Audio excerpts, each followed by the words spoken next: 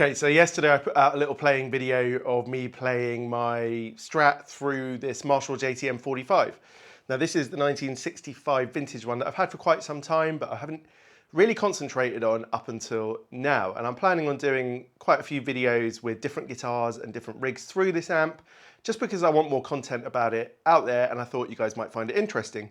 So it's natural that I'd start with what is essentially my main rig. That's my Dale Wilson Strat through a sort of fuzzy rig, a la Jimi Hendrix, right?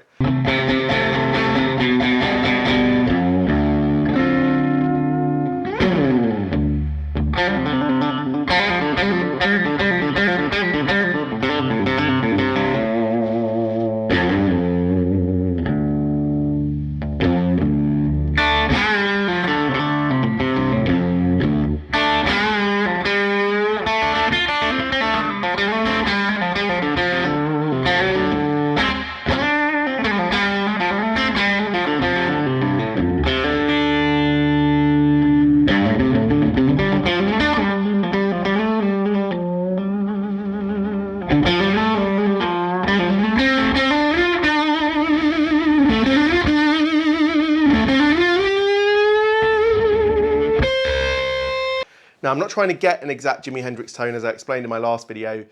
It's more about just giving me the feeling I want to play this style. And I played around with this amp now all day yesterday. And over time, I figured out what it can and can't do.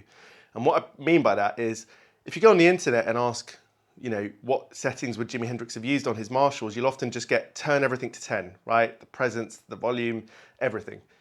If I do that on this, it's an absolute mess. And if you stick around, I'll play you a little clip near the end of the video with everything on 10. But ultimately, Jimi Hendrix didn't really gig with a JTM45 in the later period, I think, because I think he used his super lead. And there would have been 100 watt amps. This is probably a 40 watt amp. It doesn't have the headroom. It's loud, don't get me wrong. You know, I'm probably playing way too loud in this room, 110 decibels or whatever. I am using an attenuator, the Fryette power station, running through my KHE switcher here because I have it plugged in with all these other amps. And the Fryette is knocking a little bit off, the top end. If I turn the Fryette off, it doesn't make a huge difference, but enough that I'm not actually blowing my head up in here.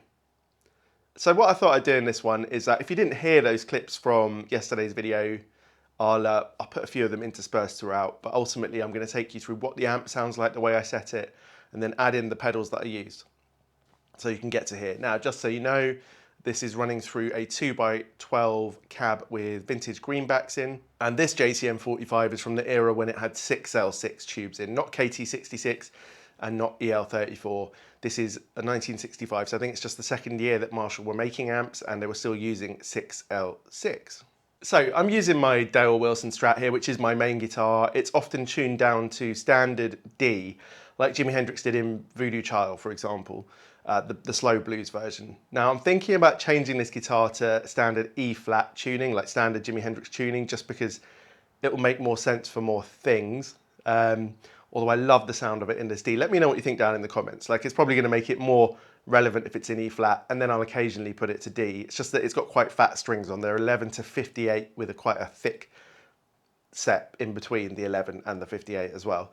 So E flat is possible for sure, but maybe I should try that out and do a comparison for you. It's got Abigail Ibarra pickups in. She's the lady who worked from the sort of mid-late 50s all the way through to, I don't know, 10 or 15 years ago, 10 years ago. So she made the original pre-CBS pickups along with other people, and I love her pickups. They're open, they're meaty, sound great, especially with fuzz. And then the funny little thing is I've got these true vintage springs in the back, which are just great. I really need to still do a little video about what it sounds like with and without those, but they seem to make some sort of difference to the sustain and the feel of the guitar. It just feels great. Okay, so now we'll just hear the amp by itself. It's mic'd up with an SM57 in the middle of one of the speakers, and a ribbon mic, the Sontronics Delta 2, about a foot back at a slight angle. Then I've got the Universal Audio Sphere Deluxe, which is set as a Royer R121, about 4 foot away from the middle of the cab. And then a room mic, the AKG C414, is about 8 or 10 foot back in the room. So yeah, if you're interested, I do get a lot of questions about that. Let's go for it. I'm going to play the guitar at couple of different volumes on its own volume knob from like 5, 8 and 10, let's say. I am only in the high treble channel, and I've got that set to 3/4. The treble is set to nearly full. It's just that hair off full. The middle knob is just before 3 o'clock, so you know you could still go that far. The bass knob is set more like half, and the presence is at about 3/4 as well. And that's the sound that you're hearing today.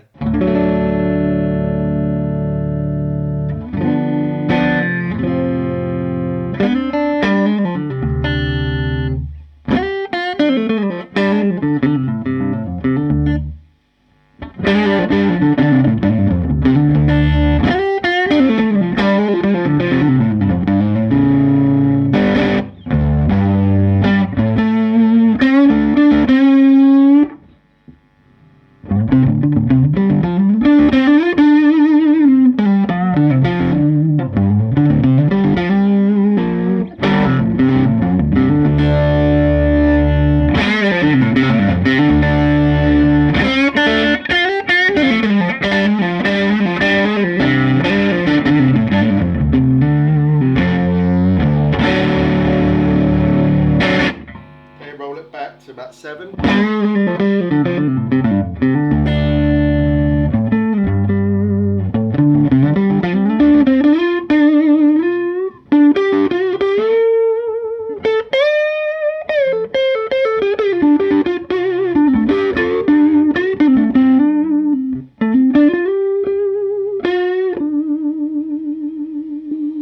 Back to about 5.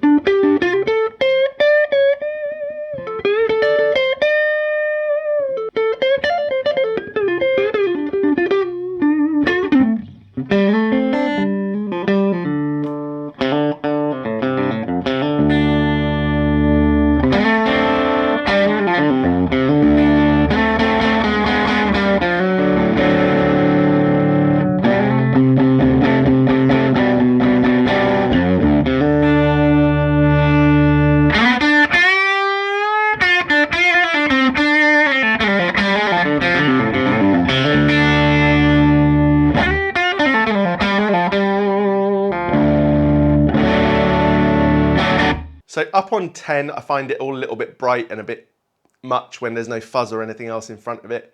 It's just like got that ultra brightness, which could be useful for some things, but I prefer rolling it back generally to sort of about 8, 7 or 8. And then it gives you room to clean up even more, and it gives you room to really go for it if you need it. So that's perfect for me. And especially once we start plugging in these pedals, you'll hear that.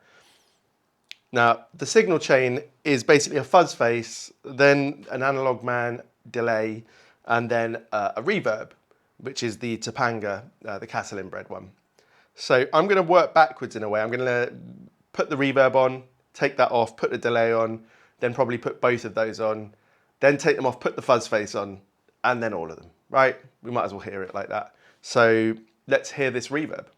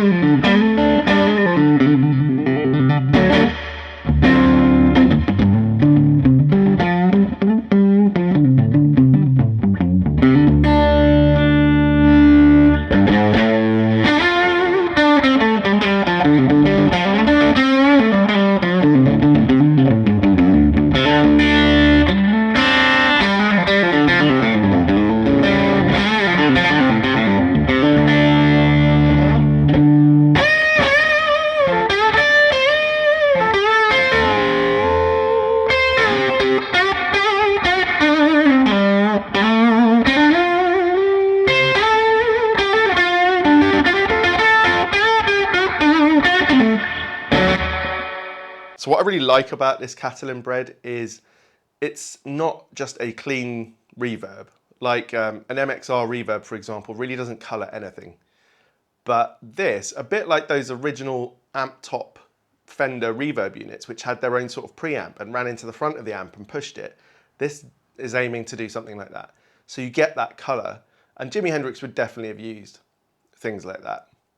Well, I was in the States last month at NAMM, and we went to some shops around there, and these things were everywhere, the reverb units, whereas in the UK they're so hard to find, and they could be $3 or $4 grand. They were $1,500, and I'm actually massively regretting not buying a couple. But at some point I've definitely got to import one. I really want to see what they're like. You can get a brown face one, you can get a black face one, so you can get different flavors really. But for now, this Topanga is great, and I've also got a Surfy Bear coming maybe next month. They're sending me one, so I want to see what that's like. But yeah, this does it for me. It just hits the front of the amp, gives you that bit of extra thickness as well as the reverb, so that's great. Okay, let's take that off and hear the Analog Man. Now what I love about this pedal is it's got this cut switch on it, so you can basically cut some top end.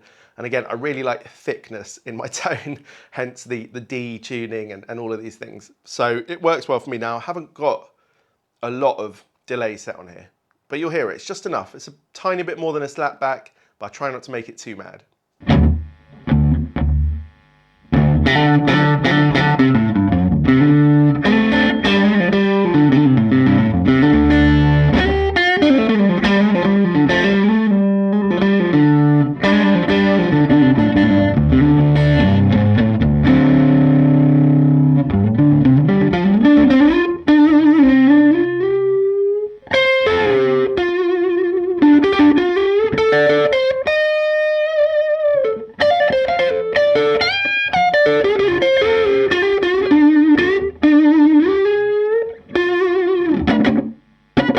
So this is where I start to think that having this detuning for all my standard playing is just a bit too much, because it maybe gets a bit wallowy in the bottom end there once you start adding everything together.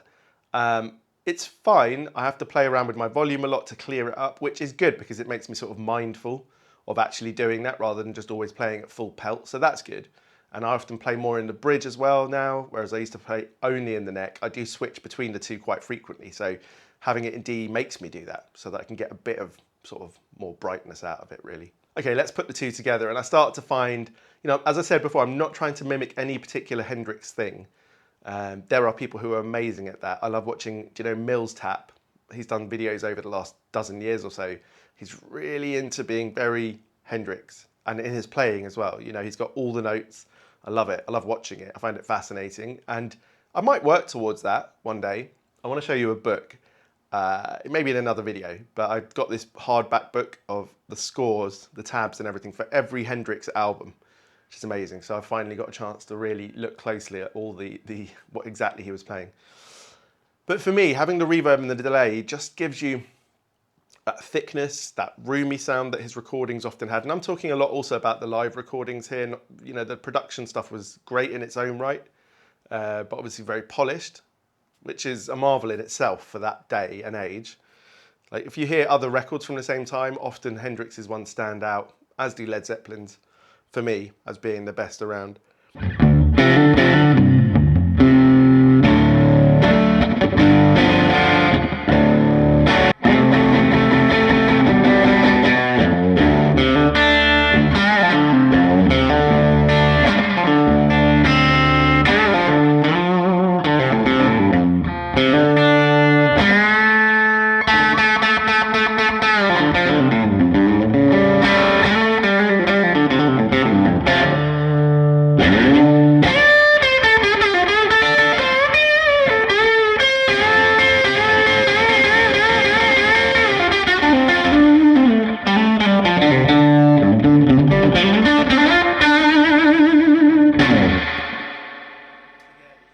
So, right, let's take those off and just hear what this Fuzz Face is doing. Now, I'll show you the Fuzz Face settings, but basically I've got the volume on about 4 o'clock, which for this one is about 3/4. It goes all the way round to at the bottom, and the fuzz is a little bit less than that. I just played around with it until I was happy.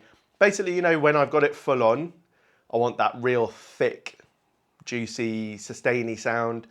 This particular Fuzz Face was in my video about 19 fuzzes that I've got, and I said that this was the most Eric Johnson type one that I've got, and the reason I said that was because it really does get very creamy and big and sustainy and dark in a way that I attribute to sort of an Eric Johnson sound, but maybe it's a bit rawer than that because I don't set my amps the way he does or play the way he does, obviously. yeah, I love this sound, and it cleans up really nicely. So I'll show you that now.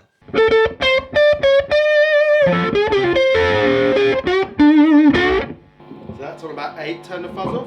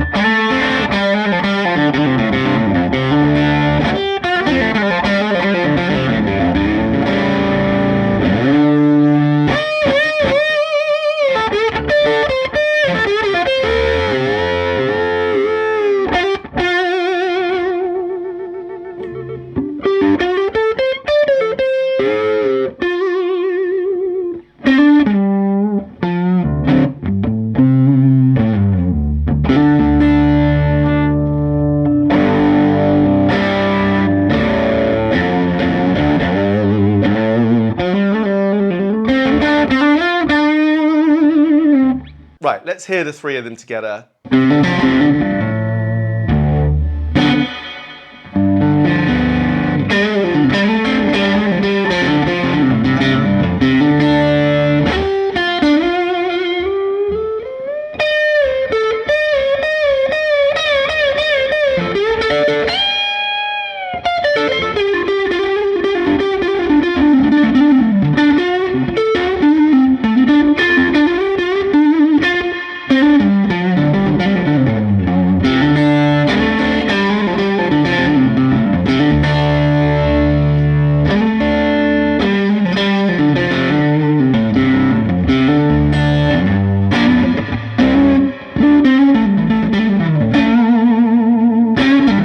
I now need to work out how to get my midnight vibe, my univibe, and my wah pedal back into this in the right way.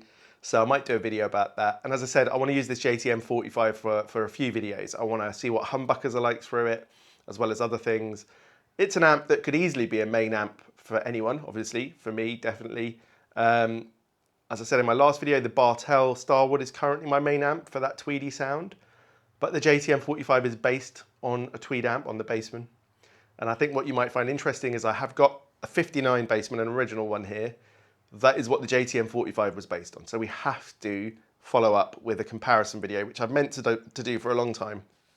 I think it's time to start exploring how close the JTM45 and the 59 Bassman are and how they differ and what Marshall was trying to do. But yeah, I hope you found this one interesting.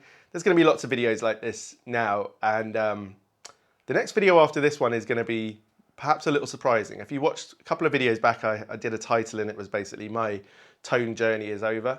Well, I might have something more to say about that. So, right, before I leave you, let's hear the amp at full 10 on everything, like people say you're supposed to do.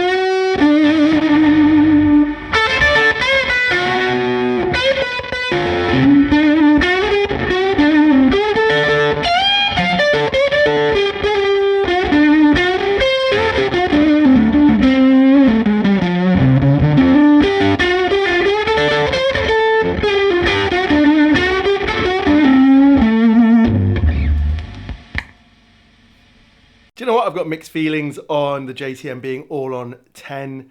I don't think, from what I've heard, that that's what Hendrix was necessarily using, but it's always debated because he would go over to the amps and change things throughout a set. He might start cleaner and get heavier by the end. It really depended, but I think optimally the amp is used with the settings set to your amp. I mean, by this age, who knows what the components inside have sort of varied to.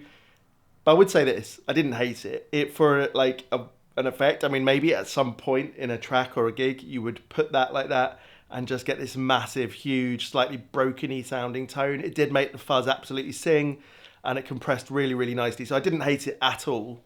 I just don't think it's the best setting for this amp, or probably any Marshall amp. It is good fun though. All right, I hope you've enjoyed this. Next week, I will definitely be announcing my 10K giveaway winner, who is going to win a set of Sun Bear 59 PAFs. If you've heard me mention Stuart on the channel, and I do mention him a lot, his pickups are in such demand at the moment, it takes a long time to get any, and the winner will still have to wait, but they will get to choose the cover and the level of aging they want. And Stuart, being a very helpful sort of guy, might even chat with you about exactly what do you want from your PAFs. I don't know, but I'll leave that up to him. But thanks to him. If you want to be in that giveaway, just set your privacy settings on YouTube to public for about the next week. Otherwise, I can't see your name on the back end, and you can always take that back off straight away after the giveaway is announced. But yeah, good luck to everyone, and I'll put a video out about that next week. Maybe just a standalone 2-minute video. Here's the winner. But yeah, thanks everyone who got me to 10K subs. The next aim, I guess, is just to keep going and see where I can get to. All right, I'll see you on the next one. Cheers.